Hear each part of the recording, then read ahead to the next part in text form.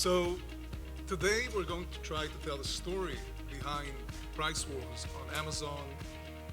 Whether if you have noticed or not, if you're selling on Amazon, you're probably involved in hundreds and maybe thousands price wars a day. So it's a big deal on Amazon, and it's getting more and more of a big deal as Amazon continues to be more dynamic, more competitive, and with that, the challenge increases.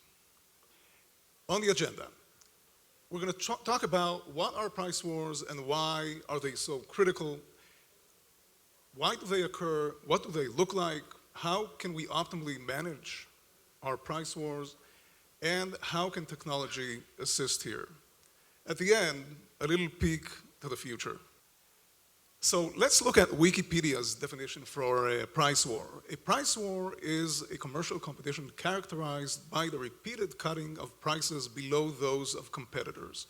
That's a description for any price war on any selling channel. I would add, if we're talking about Amazon, of course, for winning the buy box, right? That's the main target for sellers who sell competitive products, obtain the buy box and obtain it for as much as possible.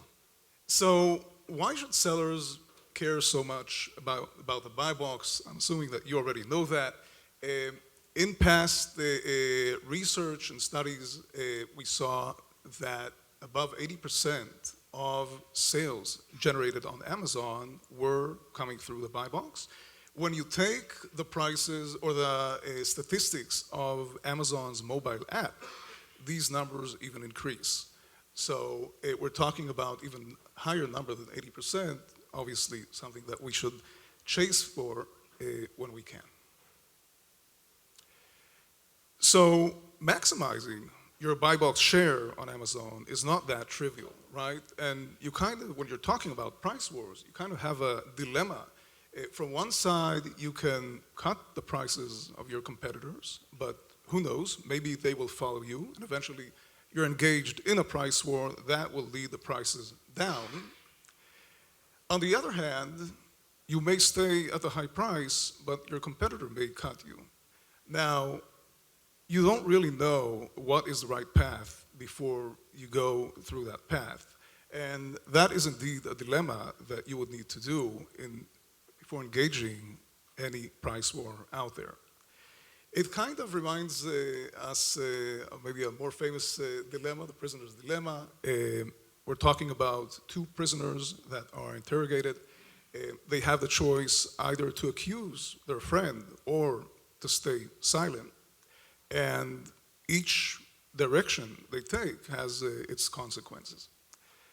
So this more or less explains the different paths that they can go at. We have prisoner A, prisoner B. If they're both silent and not accusing each other, they get 1 year each in prison. If they both accuse each other, that's in the one below, they both get 3 years of prison. And if one accuses and the other one stays silent, the one that stays silent gets the prize of 5 years in prison, the other one goes free. And of course, they're not in contact one with another. They just need to guess, try to guess what the other one will do, and according to that, play. So it kind of reminds our dilemma. We have two sellers, for that matter, seller A, seller B, and the decision can be whether to cut the prices down or to stay at the high price. And here again, we have the different options. If both sellers stay at the high price, they make a nice profit, in this example, the $3K each. If they do decide both to cut prices down, they will make eventually smaller profits, 1K each in this example. If one decides to cut prices and the other one stays at the high price will lose everything, more or less, and the one that reduced the prices will get the prize, the full prize.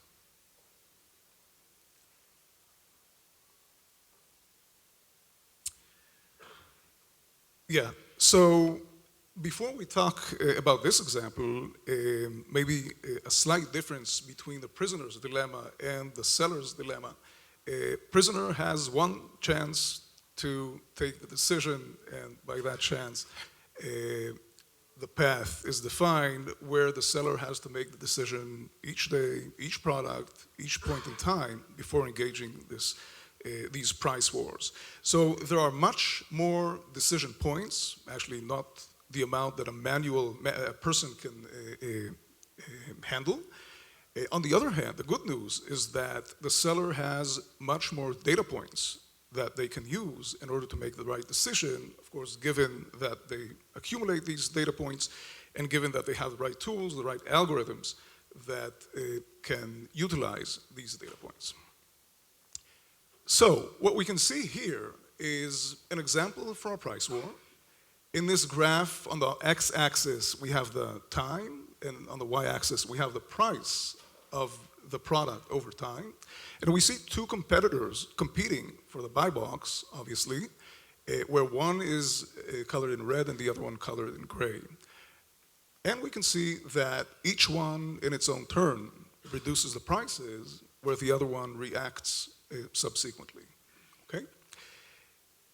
In this case, we're talking about a quite short price war. It lasted for 17 minutes, and the amount of price reduced as a result of this price war is quite low also. We're talking about 0.02%.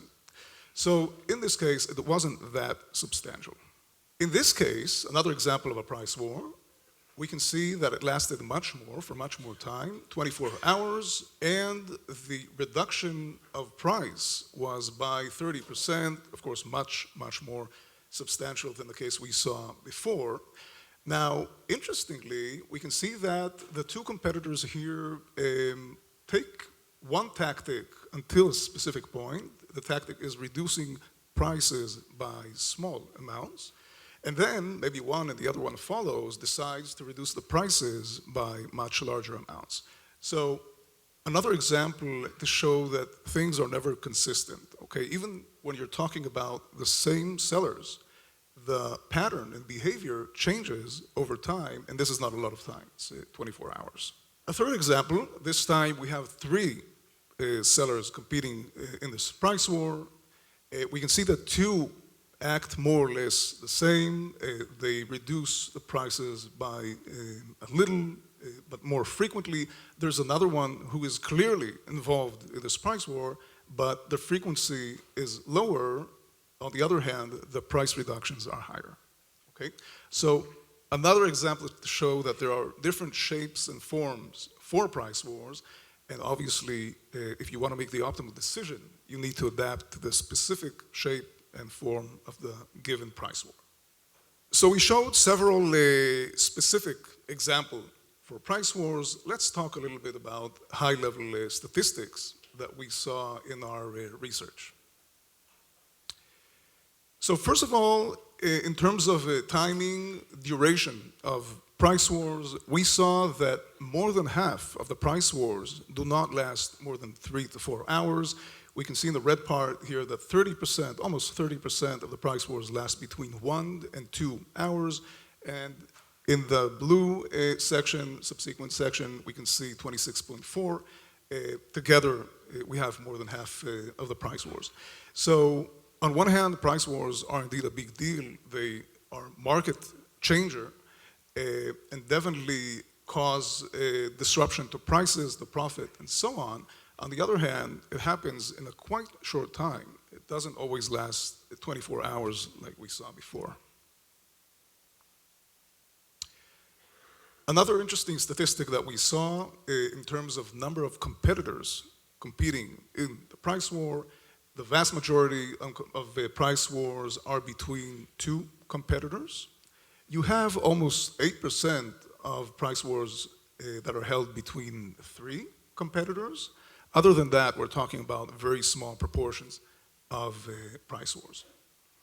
Here's another interesting statistic. Here, more to show or to talk about the strength of the competitors that are participating in the price wars.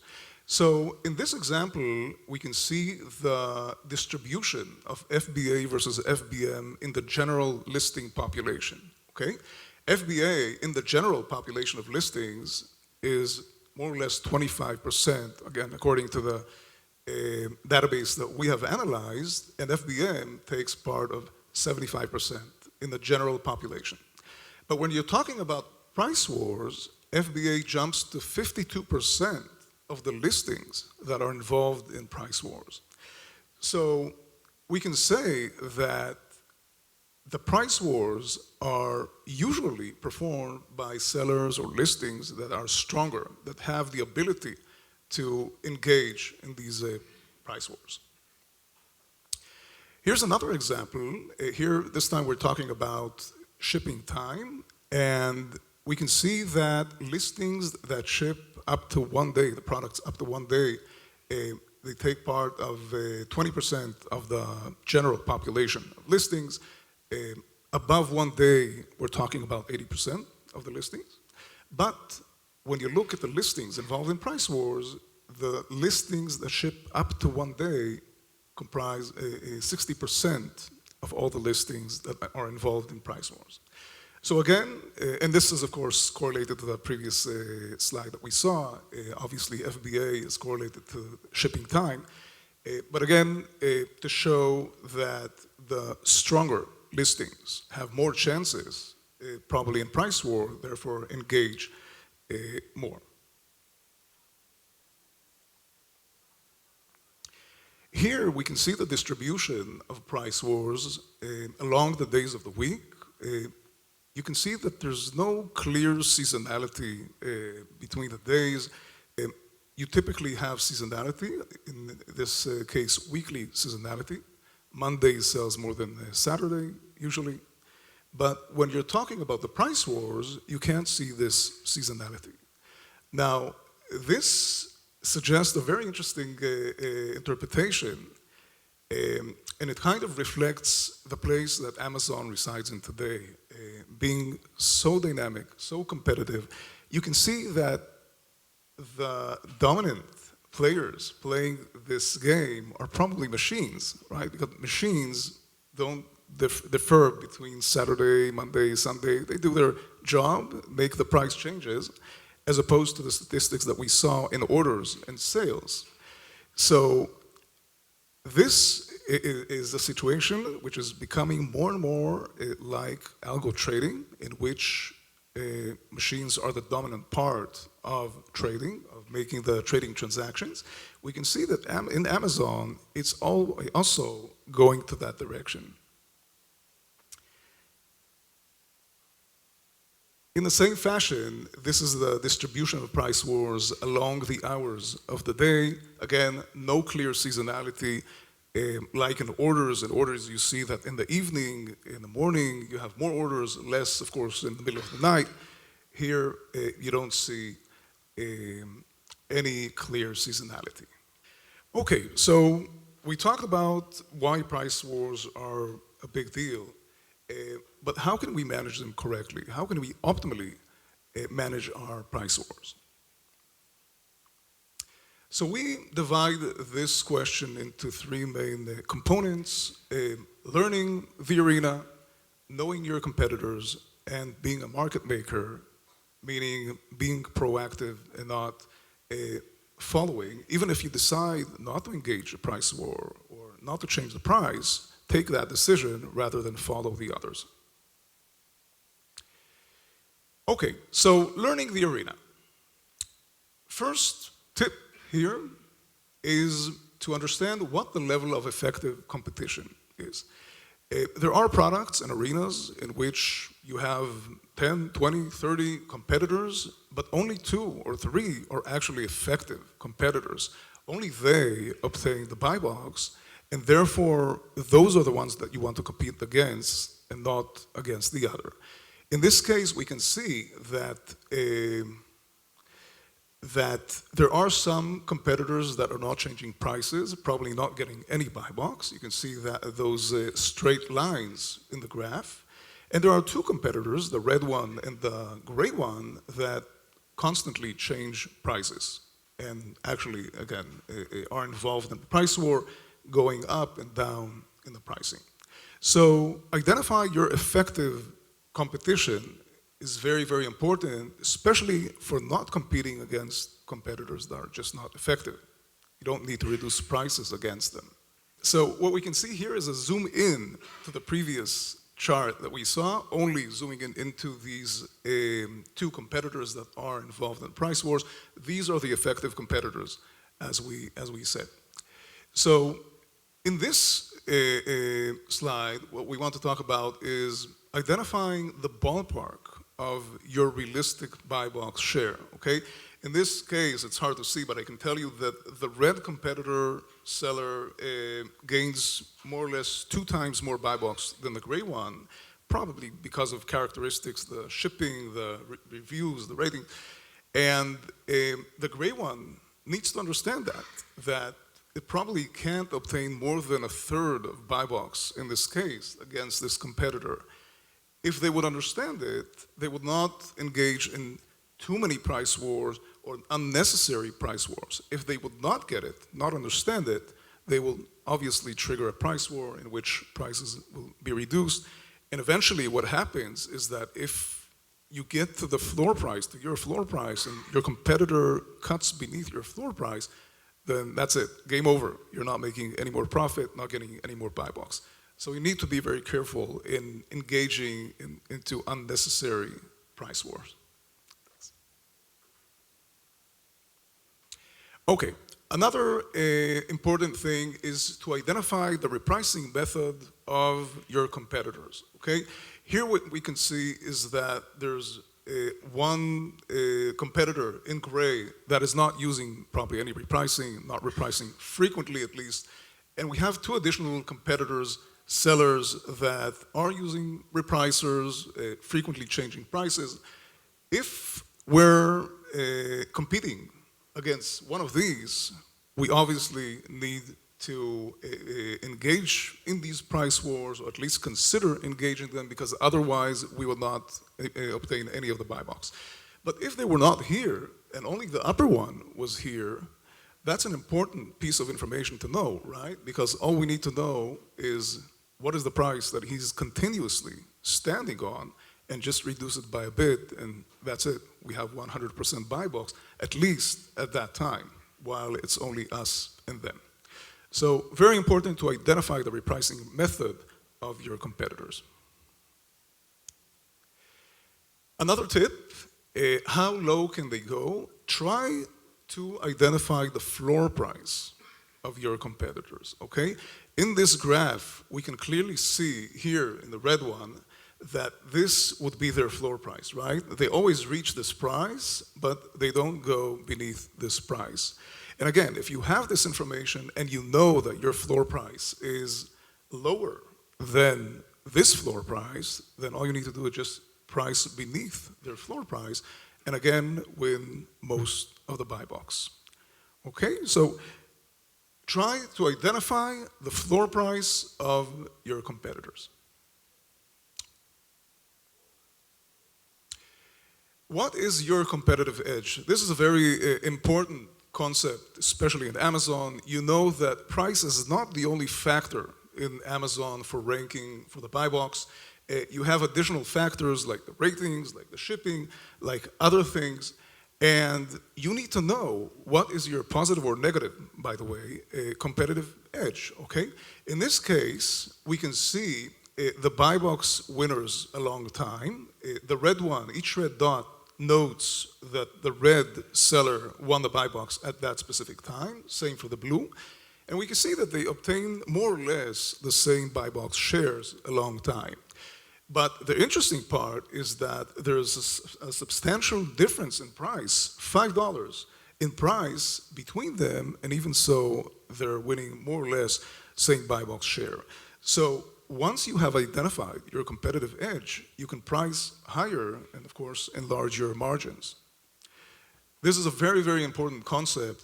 We actually spent a lot of time in researching this and providing algorithms that analyze you versus each of your competitors in each of your products in order to better understand what the competitive edge between you and them for these products at this time.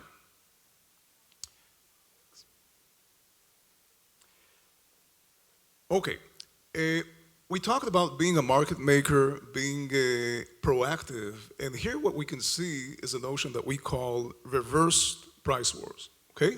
We can see the price wars going down, just like before, but here we have an interesting phenomena where prices go up, but in the same fashion, okay? One increases the price, the other one increases afterwards, the first one, and so on. So if you can do that, okay, if you can do this thing and increase the prices a long time, increase, decrease, increase, decrease, then obviously your margins, your profit will be much higher than just getting stuck at floor or at that bottom price, which the price wars led to.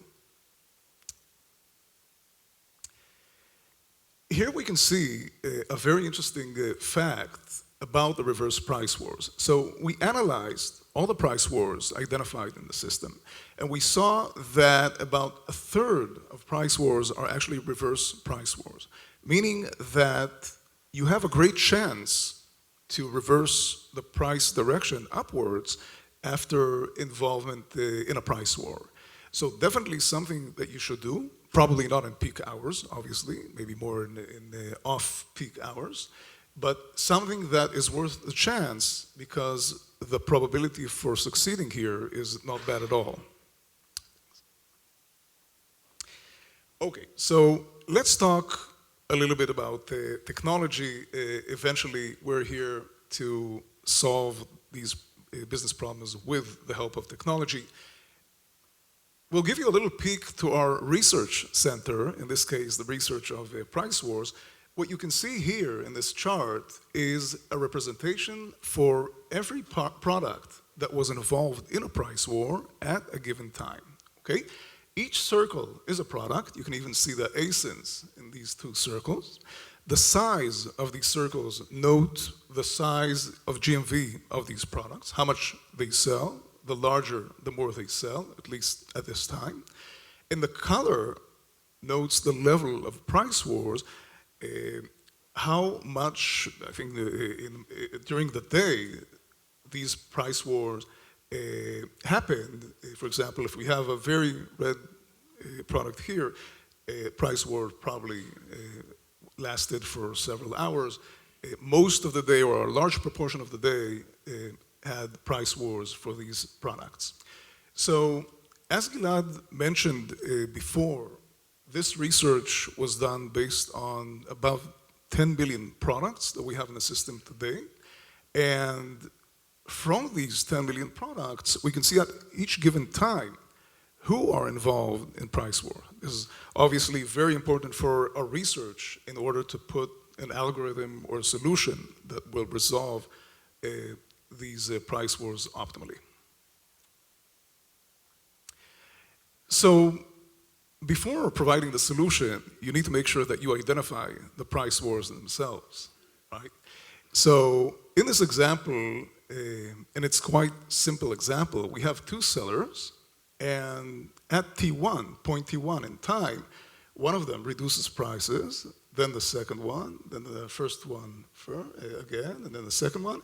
Very, very clear, very, very simple sequence of price reductions. But reality is usually different. It's not that simple. It's not that clear. Let's look at another example. Next slide. Another example, it's also quite systematic, but a little less than the first one we saw. We can see that, again, we have two sellers that are involved in a price wars and reducing prices. The difference here is that seller A reduces prices quite fast. He reacts fast. And seller B, it takes him 2 iterations to reduce. So seller A reduced here, B reduced here. A immediately reduced here, B reduced here. And again, it's not as simple as the previous example, but quite consistent and quite identifiable. Okay, an algorithm can identify this easily. But guess what? The real-life examples for price wars that we had, and we showed one that is not quite consistent, are not like this at all, okay? You have multiple players, more than 2 sometimes, You have different methods, different tactics. They change all kinds of attributes. So identifying the price war is a big deal by itself. We spend pretty much time on placing an algorithm that identifies before the solution itself. So we talked about the different areas in which you can excel and optimize your involvement in price wars, learning the arena, knowing your competitors, being a market maker, but, this is the next slide, things always change. It's not enough to identify once the floor price of your competitor or to once identify the repricing method of your competitor. You need to always learn, always adjust, because things can change all the time. Competitors' characteristics can change. For example, their ratings, of course, can change over time. They can change their floor prices or their tactics and repricing methodology. Even Amazon's buy box algorithm can change for the same product. So you all the time need to learn and to adjust. And this is our approach, Feedvisor's approach, to these types of problems. We believe that machine learning models can help greatly here because of the need to always learn, always adjust. And what we do is have a model for each angle in which you can learn. For example, we talked about identifying the floor prices. So one of these models can be in charge of identifying floor prices. Another one being in charge of identifying the repricing methods. If it's a repricer, not repricer, intelligent one, less intelligent, and so on. Another model looks at price wars as a whole and tries to see what the outcome was at the end of the price war between myself and each and every competitor independently. Okay? So you have these bunch of models where they provide their input. Maybe later on you have additional models and additional models that take that input, and eventually using all that input, you result with a final decision, and this is made every 5 minutes, 10 minutes, 15 minutes, depending on the arena and on the frequency of price changes and so on. It's not something that happens once a week or something like that. So I promised you that we're going to give you a peek to the future. This is an interesting chart. We try to see what is the directions of price wars in general and price changes specifically in the buy box. Obviously, price changes in the buy box are very much correlated to the price wars. So what you can see here is the amount of price changes per day over time. What is the amount of price changes? Let's say that we sample the buy box 100 times today, okay? And 10 out of 100 times, we saw that the price changed compared to the previous sampling. So that would be 10% change of the buy box prices. And we can see that this was tracked several months ago, so this is a year and several months ago. We can see that at the beginning, we were more at the area of 6–7% of price changes in the buy box, but after a year, we're already almost reaching the 10%. And this obviously looks like a trend that is continuing and growing and kind of reinforces what we said before in the beginning, that price wars are not going to go anywhere. You have to know how to deal with them, how to cope with them. In our eyes, this is a major part of growing your business and leading it to success.